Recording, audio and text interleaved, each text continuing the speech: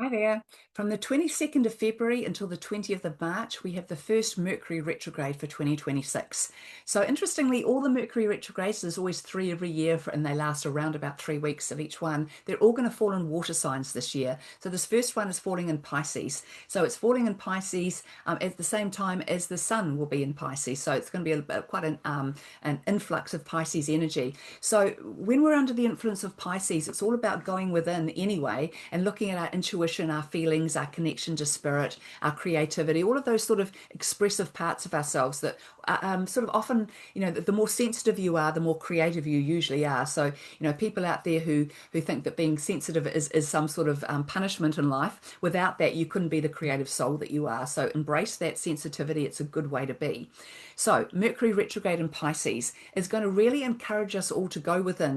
Mercury retrograde is always a time to go within and reassess, relook at, revisit what you're working on. So when we look at Pisces energy, what we're being asked to look at is our connection to spirit, our intuition, and our creativity on a deeper level. So really making sure that you are aligned within with what you want to put out of yourself or what you want to create outside of you. So this is a time for you to be looking into, Saturn's only just moved out of Pisces, so we've still got a bit of that energy of what do you want? What is it you really want to get off the ground?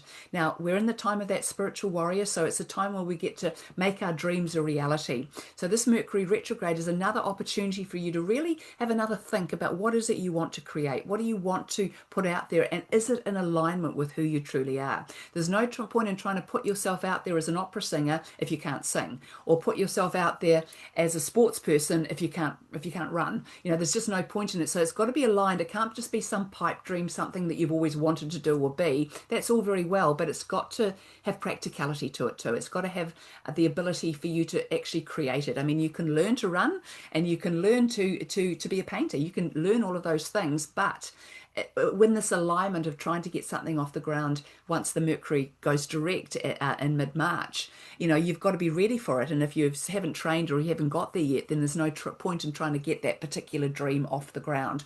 So we're looking at what we can do now, what we can step into with our power now. So just and remembering, by the time Mercury goes direct in Pisces, the sun will have moved into Aries. So there'll be a different energy that we'll be working with. It's going to really allow us to really propel and turbocharge those dreams to really turn them into a reality, not in a short time, but in a quick time. So it's kind of like, don't start anything new under Mercury retrograde, but try and develop what you've already got or what you're already working on or what's been in the background for a while. It's time to bring that to the foreground, give it all the thought, all the energy of creation, all the intuition, and to feel into things to see if they are what is right for you at this time. So enjoy this Mercury retrograde period, and don't try and do too much. Also a good idea to allow 5 days, around about 5 days before Mercury retrograde starts and after it finishes, because Mercury between going retrograde and direct has a sort of a stationary period. And so we've got to wait for him to get through that sort of stationary period when he's a little bit frozen before we get the energy to take off and get the green light to go ahead.